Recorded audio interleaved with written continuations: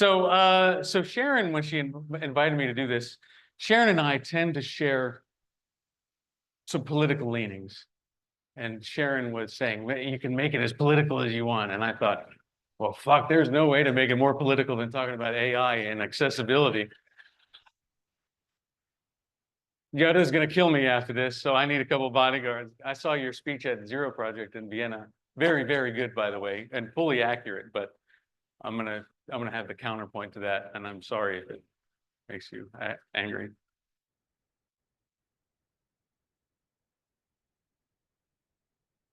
The ordinary horseless carriage is at present a luxury for the wealthy. And although its price will probably fall in the future, it'll never, of course, come into as common use as the bicycle. That's from the Literary Digest of 1899. The horse is here to stay, but the automobile is only a novelty, a fad. That's the president of the Michigan Savings Bank advising against investing in the Ford Motor Company in 1903. The telephone has too many shortcomings to be considered a serious means of communication. That's from Western Union internal memo from 1876. So a couple disclaimers are going to lead the way. This talk's only 30 minutes, so I need like 5 disclaimers. During this discussion, during this talk, I'll be discussing a lot of things that are coming, but these things are not fantasies, okay? They're very real. Everything I'm going to mention in this talk either exists already or is being worked on right now. Some of the ideas are in their infancy, but everything I'm mentioning is currently has its basis in working research. The pace of technological change is coming at breakneck speeds, and a lot of the stuff that we're going to talk about is not being discussed in public view. And some of the work has been going on for a decade or more. So just because you haven't heard of it doesn't mean it's futuristic hokum. So some truisms to start to talk, 2 things. A lot of the conversation around AI right now is focused on what's ever in the news. And lately that's mostly generative AI. And it's easy to look at what generative AI creates and think, this is terrible. It hallucinates. It can't do this fantastic thing that I think it should be able to do. But here's what the critics are missing when they say these things, is that technology always improves. Always. The fact that we're here today, even having this conversation, is proof of that. Look around the room. And for a second, pick an object, any object in this room. And then think for a second about how it got here. Unless you pick a rock, an honest to goodness rock, okay? It exists because someone somewhere worked to make it better than what came before it. Okay? Anybody here holding a glass of water? There's water back there. The glass of water. That's a result of decades of effort at making water safer, cleaner, easier to deliver. Hundreds of thousands of hours of human innovation went into getting that water here. RFK, well, yeah. Speaking of that, if anybody wants to get me water, I would love it. Okay, so the next disclaimer is if we survive. So I guess this is another disclaimer. We need to survive in order to see any of this stuff that I'm going to talk about come to fruition. With Elon Musk's Doge stumbling through the hallways of our government agencies like a drunken, horny bull in a china shop. Oh, while ICE is deporting academics for perceived thought crimes against Supreme Chancellor Trump, I'm more skeptical than I've ever been that we have much of a future left. It all brings to mind the Fermi paradox. Anybody know what that is? So the Fermi paradox takes its name from Enrico Fermi, a physicist. In the summer of 1950, Fermi was engaged in casual conversation with about contemporary UFO reports and the possibility of faster than light travel with fellow physicist Edward Teller, Herbert York and Emil Konopinski. Shit, I got that name right. I rehearsed this fucking thing 5 days, 5 times today. Emil Konopinski. Okay, while the group was walking to lunch, he said the F word twice already. How many more times is he going to do it? The conversation moved on. Thank you so much. The conversation moved on to other things until later on during lunch, Fermi says, "Where is everybody?" Meaning, where are all the other intelligent beings? If you have even a cursory understanding of science, astrophysics, biology, chemistry, any of that sort of stuff, and you contemplate this even for a second, it really doesn't make any sense whatsoever that we are the only intelligent beings in the universe. And then yet I have to say, where is everybody? If you look at the history of Homo sapiens on planet Earth, one pattern that reveals itself over and over and over is how good we are at killing things. All right. In fact, many of our greatest technological advances are the result of our constantly improving the ability to kill each other.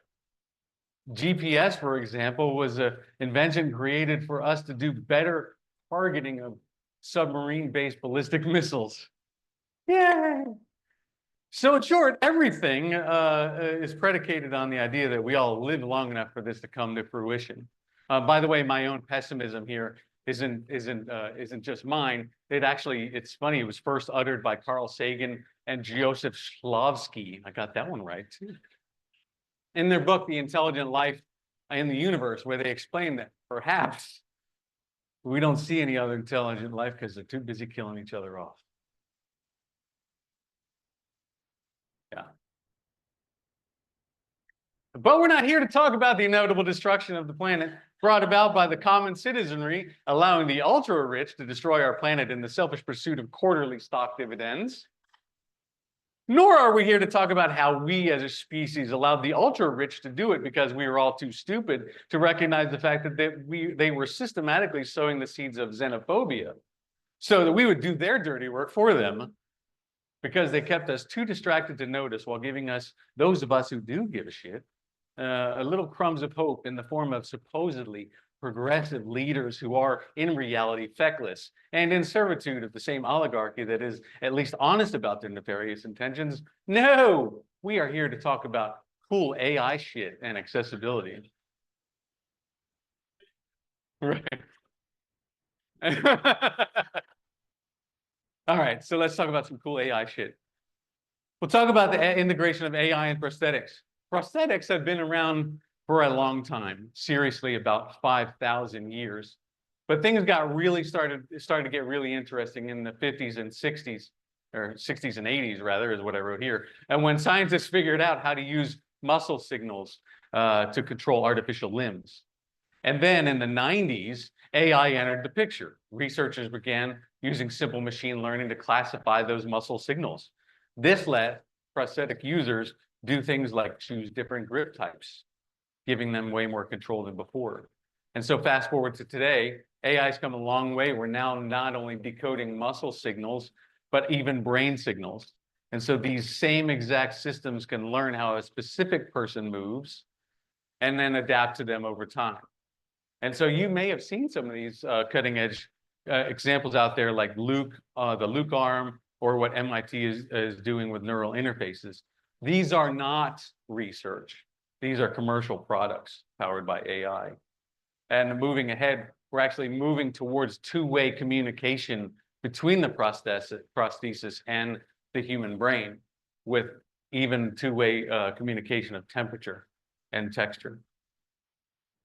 Back in the 60s, scientists discovered something pretty wild, EEG signals. Those are the brain signals I just mentioned. They could reflect our mental state. And of course, what did we do with that knowledge? We hooked that shit up to monkeys. We wanted to see what was going to happen. This poor girl's got to do all the cuss words. The monkeys were able to move cursors with just their brain, just by thinking about it. And so fast forward to the early 2000s, and things really started to get real. In 2004, the BrainGate project made headlines when people who were paralyzed could move a computer cursor with only their thoughts. And now brain-computer interfaces are gone way beyond the lab. We've got non-invasive options now. You guys may have heard of the guy who let Elon Musk Neuralink plant a thing in his head. Now we can do that same thing without having any invasive surgeries or anything like that. And so now people can control everything from their wheelchairs to prosthetic limbs, computers, and video games with their mind. Ooh, I got 3 glasses I can choose from. I'm disappointed that none of them include tequila. Don't do it, whoever is gonna no run to do that, because that shit will bounce. But Paul, because I thought Paul, he's gonna get up and be like, oh, we don't, anyway. Paul, it's back in the 50s and 70s. Early systems like Mycin helped doctors diagnose infections using logic-based rules. And in the 80s and 90s, AI was used for decision support and risk modeling, but was limited by data and computing power at the time. But that changed in the 2000s with the rise of electronic health records and imaging databases. Suddenly, now we had the data needed to train useful models for things like cancer prediction, radiology, and genomics. Looking ahead, AI will drive highly personalized predictive care, combining data from wearables, genetics, imaging, and more. It'll catch diseases earlier and adapt treatments in real time, keeping pace with each patient's unique needs. Starting in the 2010s, AI began making its way into tissue generation and stem cell science. And now in the 2020s, it's really picked up steam. We're seeing AI used to predict how cells will behave in what's called cell fate prediction. It's being used to monitor and classify organoid growth. It's going to be being used to personalize regenerative therapies based on someone's genetics and biomarkers. The AI is guiding the creation of retinal cells to treat macular degeneration. And startups like Insilico Medicine and Selectus are using AI to speed up regenerative drug discovery, and gene editing. What I think is really even more fascinating about all of this stuff is that with AI combining forces with CRISPR, synthetic biology, and bioprinting, we're heading towards a future where we can replace organs. The concept of on-demand tissue engineering and patient-specific organs means that instead of waiting for a compatible donor, AI can help design and grow an organ from your own cells. No more third-party donors. Thought you'd like that. Driverless cars. I rode one of those here. They tested me. When I got in it, I was like, oh my God, I don't know if I want to do this. It was pretty awesome though, except for it took a shortcut through a parking lot when it could have, and then it went like 0 miles an hour. I got out and pushed it. It was like, there's such a thing as too safe. Let's get going. So the roots of autonomous vehicles started in the 80s and 90s with early research programs like Carnegie Mellon's Alvin and Mercedes Vaymor's. In the 2000s, DARPA, I don't know if you know who DARPA is. They fund all the awesome, cool research in how to kill each other. They push things forward. Teams from Stanford, CMU, and Google showed that self-driving tech could handle real-world terrain. In the 2010s, deep learning took over. AI started recognizing objects like pedestrians and traffic signs, planning routes using LiDAR, radar, and cameras. So if you ever get in one of those driverless vehicles, just thank all the people who answered CAPTCHAs back in the early 2000s, because that's what you were doing, is you were training these things. We're seeing limited rollouts of autonomous vehicles from companies like Tesla, Cruise, and Waymo. Now, here's the thing that I like about it is that autonomous vehicles will be life-changing for people with disabilities.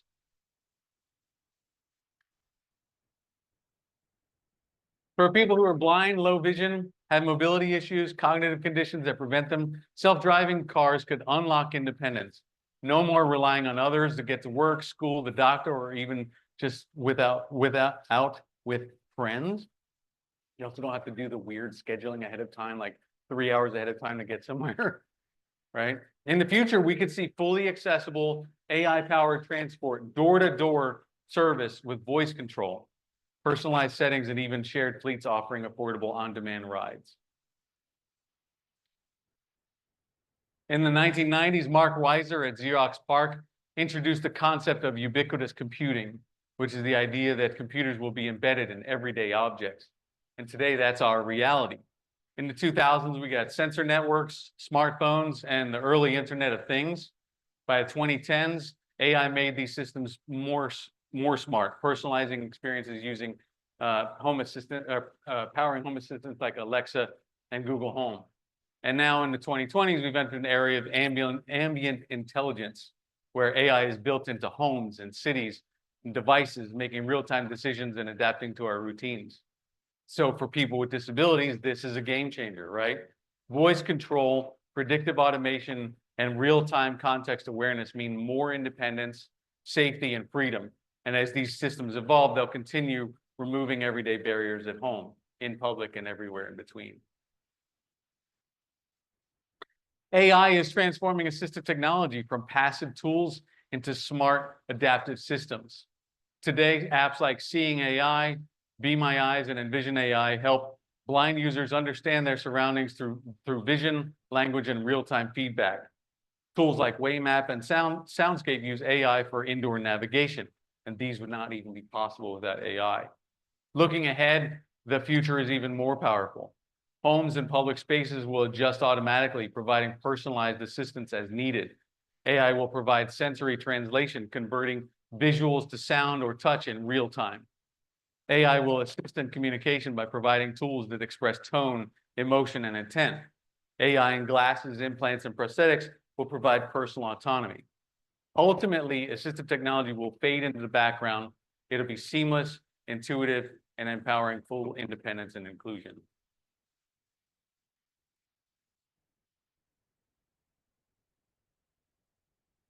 So on this slide, it says, there's no reason anybody would want a computer in their home. That's from Ken Olsen, founder of Digital Equipment Incorporation in 1977. The internet will catastrophically collapse in 1996. That's Robert Metcalf, inventor of the Ethernet. He later ate his words, literally. He blended them up and made them. AI will not replace me. Accessibility consultant, 2024. So a few months ago, Preeti Kumar, the CEO of DQ, caught a lot of flack for saying that they're getting 100% coverage from their automated tool. The criticism is well-founded. I've done extensive research in this area, and the notion that any automated tool can get to 100% coverage is preposterous. For now. We're within the final countdown to a time when, at least when it comes to testing web-based technologies, 100% test coverage will be possible. Let me be clear.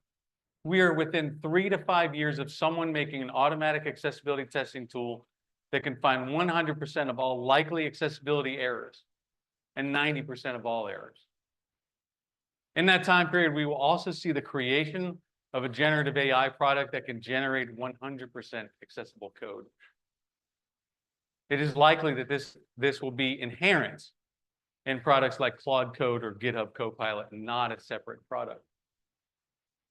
Those who say AI will not replace me have fooled themselves into thinking only a human can design and implement an interface that's attractive, usable, and accessible.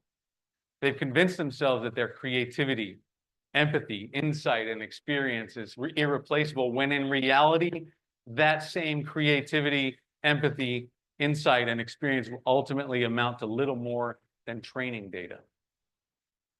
What's going to matter more than your creativity, empathy, insight, and experience is whether an AI can produce an accessible outcome for end users. To hell with your empathy, insight, and experience. An accessible outcome is what matters. So let me make this as clear as I possibly can, even if it makes some of you or all of you mad at me. The ability to replace you, me, all of us, is not a capability problem anymore. It's a data problem. But keep in mind, I don't want this to happen any more than you do. I'm not advocating for this happen. I'm not looking to replace humans with machines. I've been doing this accessibility stuff for 20 years. I've dedicated my career to this. And if I'm being honest, the only thing I'm good at. I do not want to become replaced by AI. But if I'm being honest with myself, I must think about how awesome it'll be if it were. Think about a world where we're no longer constantly fighting with coworkers and customers who don't give a shit about accessibility. Think about a world when the assistive technologies are so good that even if the code of a website or software is garbage, the assistive technology can just work around it. Think about how incredible the opportunities will be for people to live independently and to age in place because of advances of AI in our daily lives. So I want you to ask yourself, do I want to stand in the way of a more accessible future, or do I want to help shape it for the better? If you're in accessibility and want to thrive in the age of AI, it's time to shift from doing the work to leading the work. That means moving up the value chain towards strategy, ethics, and human insight. Here's a quick roadmap for what it means to be an accessibility professional in the age of AI. Step number one, think strategically. AI will handle the basics. Focus on setting direction, interpreting laws and standards, and embedding accessibility into organizational culture. Number two, master AI tools. Learn to leverage AI-based products to achieve your goals. Know their strengths, understand their weaknesses, and stay current because these tools do evolve fast. If you're avoiding AI because you just don't believe in it, you're going to get left behind. Lean into what AI cannot do, and there's a lot that it can't do. Focus on cognitive accessibility, inclusive research, ethics, and lived experience, because these are areas where human insight matters the most.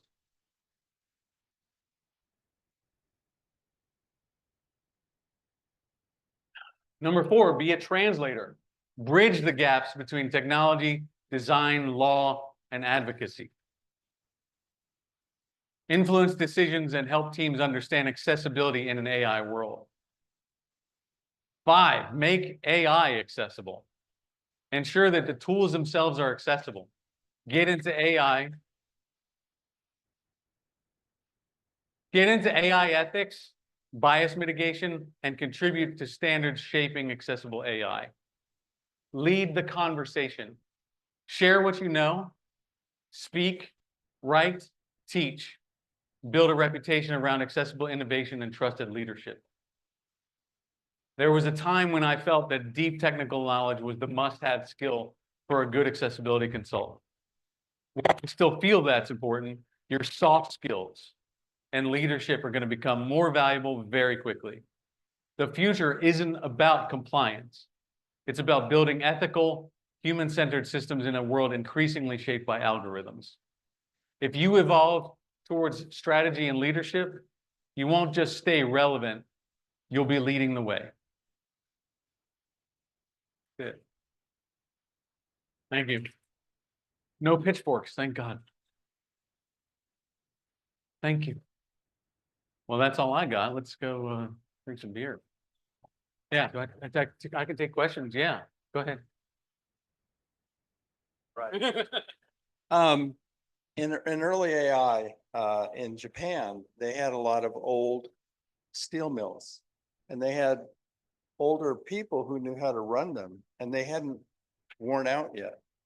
And so as a result, they brought in all the old people that ran the steel mills, and they recorded what they knew and so they could run those steel mills for 20 more years because young people could come along.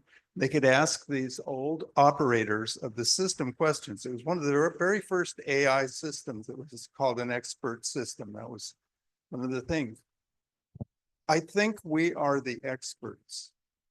And I think that we need to get involved with AI stuff and deliver our expertise so that it is encapsulated and recorded and understood. Thank you.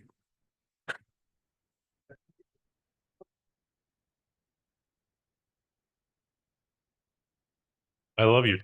Oh, I love your talk about AI. I am kind of dubious about human intelligence because I think the human intelligence is going to prevent AI from being used for the good things. And I think that even though AI can do things that we want it to do, there's going to be a lot of humans who won't know how to do that. You know, like people who are outside of the accessibility field, they don't know it's capable of doing that. They push against that because as this year has shown, people push against things. And I think that that's part of what we should do. I get really frustrated sometimes thinking about this. I think that's our biggest barrier, and I wanted to know what you thought about that. Yeah, the advocacy side of accessibility will never end. It will never end because of the pushback that you get from people who don't believe in it, don't believe it in its value or any of that sort of stuff. That stuff will never end, and we need to always constantly keep pushing that sort of stuff. I had two topics in mind for this talk when Sharon asked me to talk, and one of them was going to be extremely political. But I'll just give you a boiled down version of that talk. Nobody's coming. Okay, so if you read the news, if you're a doom scroller like me and you think, where the fuck are the Democrats? Right? They're not coming. Okay.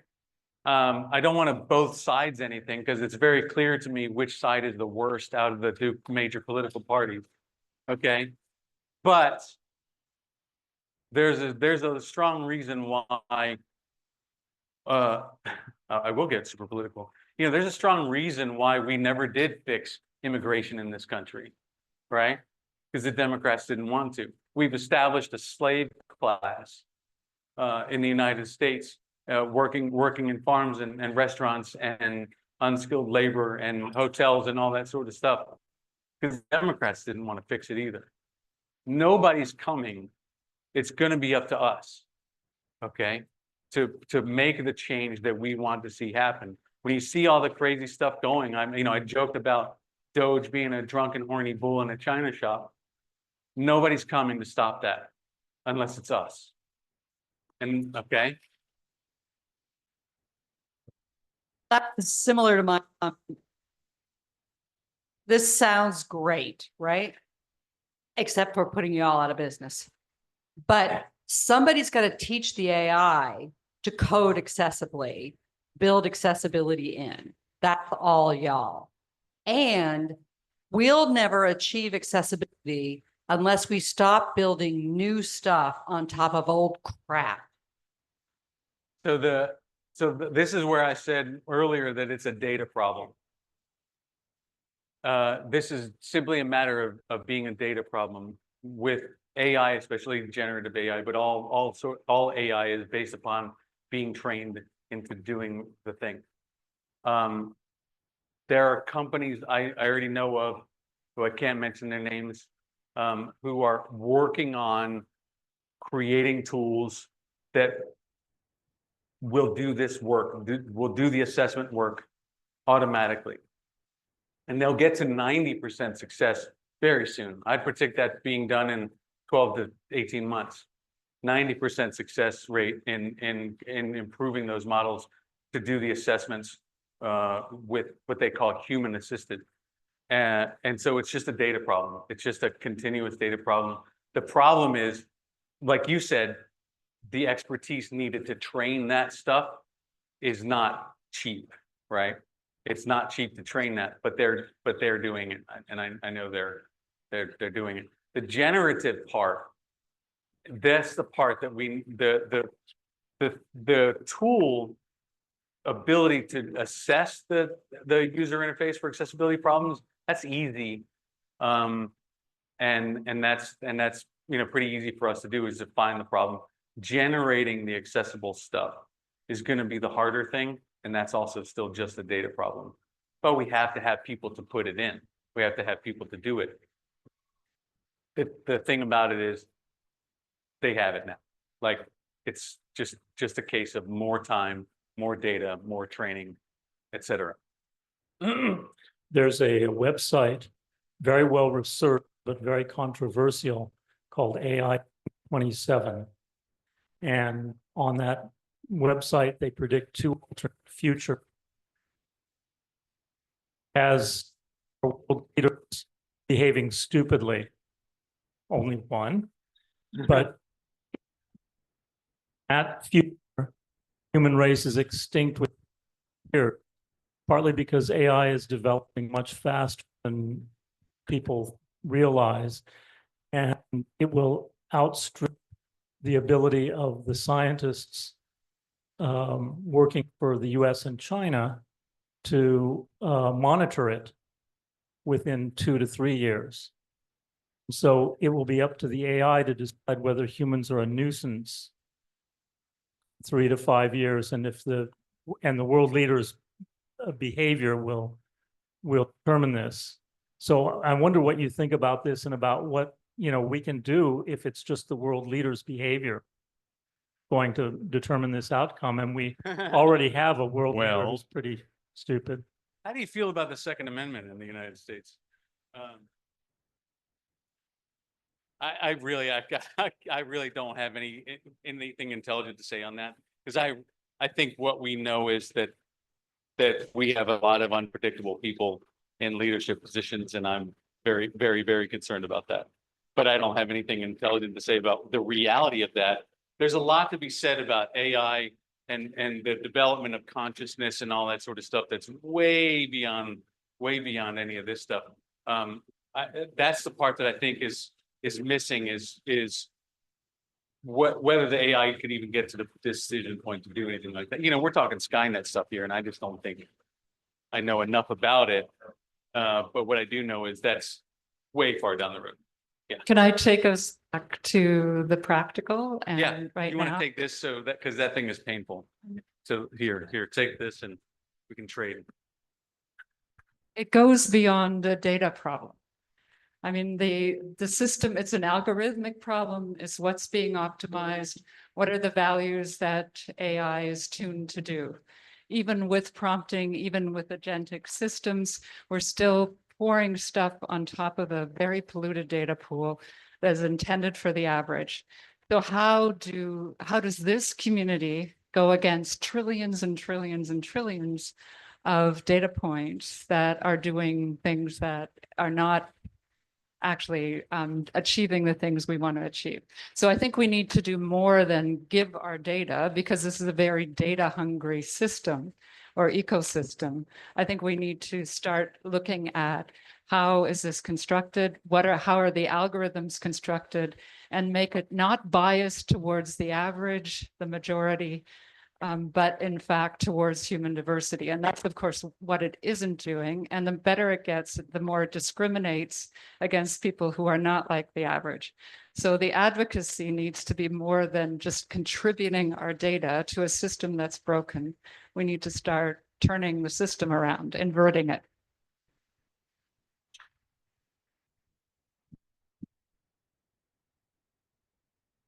I think that's right. I think that's 100% correct. And I think, but when it comes to the things that I'm talking about in the presentation, I think it's worth considering the idea of what's called narrow AI, right? Which is where the AI is trained for a very specific purpose. And that was the thing that I did want to highlight in this presentation, is that AI is not all bad. That being said, your point still very much stands, which is the idea, again, that what we're training it is to assume the average of any given scenario, or, and basically the average does not include outliers like a lot of us in the room. But going back to the point of the talk is just that the narrow AI is going to be what's going to change the world for the better for people with disabilities. Yeah. Yep. Peanut, heading your way. You're gonna take the little teeny. The little teeny guy. Okay, thank you. So Carl, there are two things that kind of I retained from what you spoke about. One is the fact that this is not cheap, right? And you talk about the role of advocacy. My thought to this is when you say this is not cheap, I also say this is not that expensive either, right? Because the reality is that, in my opinion, there are many of us who are willing to do this kind of work. There are many people with disabilities and who are marginalized or willing to do this work, but are not being hired, are not being considered. And they're the ones with those lived experience. They're the ones who can help change those algorithms and change those data sets. So when we say, it's expensive, I want to get your understanding of what do you mean by it's expensive, and the challenge of why organizations, why businesses are not investing into those people who can actually make the change. So that's a great question and a great comment. I guess when I say expensive, I'm putting it in the context of what we are getting training data for now, right? Has anybody here ever heard of Mechanical Turk? Okay, so Mechanical Turk is a system in Amazon. You can pay pennies on the dollar for getting small micro tasks to get done. As a matter of fact, if anybody wants to look under the hood of most captioning and transcription services, most of them send that work out to Turk workers who will then do that work for super cheap. And then we also consider the case of CAPTCHAs and solving CAPTCHAs, which is actually training data models to recognize stop signs and bicycles and cars and buses and all that sort of stuff. That's cheap. We're talking, thousands, millions of a cent for that sort of thing. The expensiveness of training tools like I was referring to for like automatic accessibility testing or automatic accessibility remediation is that you still require expertise that at least, even if you're going to a country like India or Argentina, you're still paying $20 an hour for that sort of stuff. So on a training data, on an individual training piece, that's pretty darn expensive to get that sort of stuff. And so the ability to train that stuff at scale is one where you need to be doing a lot of work and you need to have the people who know how to do that work. And that's just where it gets expensive. Let me finish up for this one. One thing I will say though, the problem that this is going to have is a continued downward pressure on salaries for people, because as these tools proliferate, there's going to be a significant downward pressure on the salaries for people who do the work. That's going to also lead to increased underemployment for people with disabilities. Yeah, go ahead.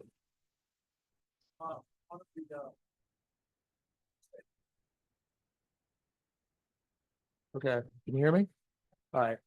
In one of the opportunities you mentioned about progressing and kind of remaining relevant in this field is cognitive capabilities. And personally, about 5 years ago, I got long COVID and I couldn't fill out a web form. I couldn't count to 20.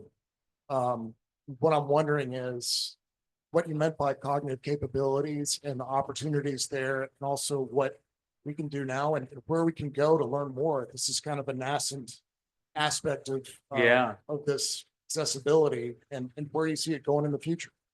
So accessibility in general, the accessibility field, accessibility standards, they all do a less than ideal job of covering the myriad of cognitive disabilities and the impacts on people with cognitive impairments. And so when it comes to accessibility training and AI and a lot of that sort of stuff, a lot of it's just going to be focused on, I would say, easier to solve problems, right? For people who are blind, mobility impaired, things like that. Cognitive impairments are so broad, so numerous, and so varied in their intensity that it's going to be a long time, I think, before AI can ever get caught up to being able to actually solve that challenge in the way that it's currently solving it for people who are blind, right? There's a lot of AI being applied for people with visual impairments, right? With Be My Eyes and Seeing AI and stuff like that. The personalization options and things like that for people with cognitive impairments, I think, have a lot more catching up to do. I think the standards have a lot more catching up to do. And so without standards, we don't even know what the target is to hit anyway. So that's what I meant about cognitive. I think knowing as much as you possibly can about cognitive impairments will increase your value as a human accessibility expert, even with AI beginning to proliferate in the market. Yes, coming to you with a little microphone.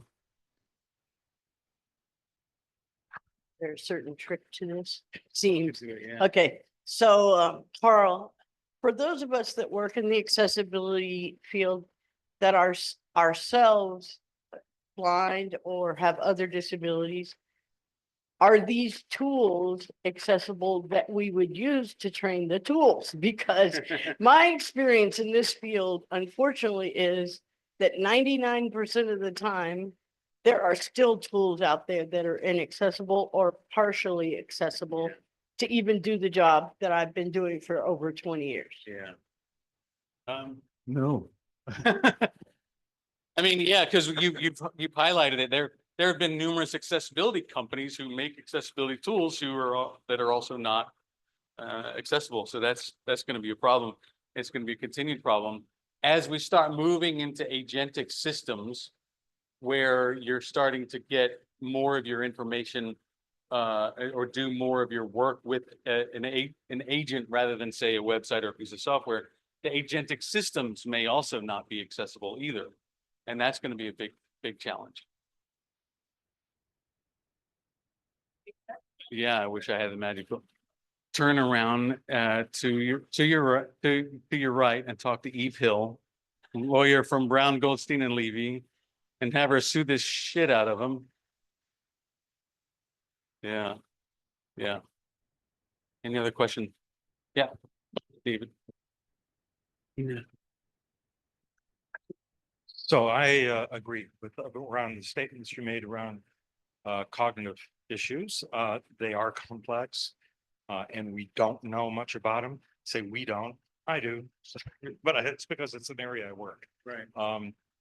I did 2 points to that. One is, as long as we keep thinking they're too complex, we're never going to get there. So somehow we have to agree to start somewhere with them. I have a couple of ideas where AI I think would be very applicable, and that would be quickly converting anything that's written, especially more complexly, into something that's in plain language, right? You can do the same thing with the visual aspect of digital documents.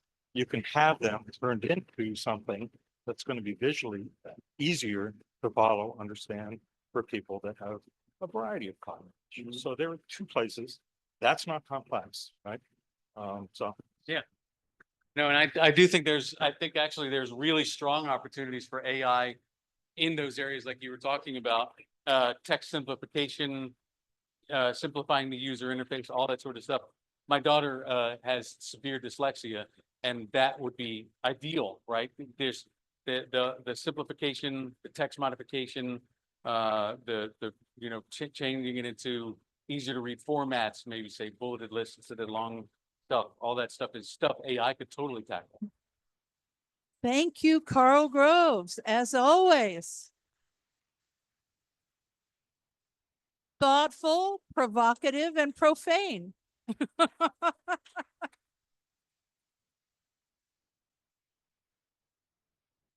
Thank you all. Thanks for being here. Thanks for your patience. Thanks for caring about this stuff. Okay. Good night.